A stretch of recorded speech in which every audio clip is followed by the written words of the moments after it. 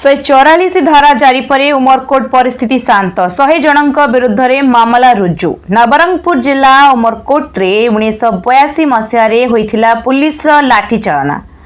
ठीक 40 वर्ष पर पुणी सही परिस्थिति।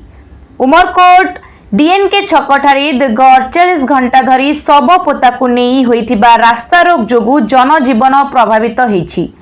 परे पुलिस शनिवार राति उमरकोट सहर में प्रशासन 144 धारा जारी करने सह मृदु लाठीचालना करिथिला। एही 144 धारा सोमवार राति 9टा पर्यंत बलवत्तर रहिथिबा थाना आईआईसी दीपक कुमार जेना सूचना दैछंती। तेबे 144 धारा जारी पर उमरकोट रे परिस्थिति शांत हेउछि। कोनोसी अप्रीतिकर परिस्थिति एडाइबा पई डीएनके छकठारे पुलिस फोर्स मुतयन करा जाइछि।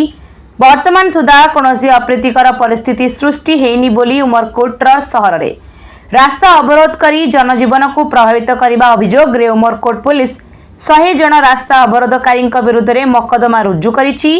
उमरकोट सहर में 144 धारा जारी करने पर सहर में जनगहली आज कम देखा मिलता। पुलिस मृदु लाठीचालना नहीं विभिन्न महल में नापसंद करा जाइछि।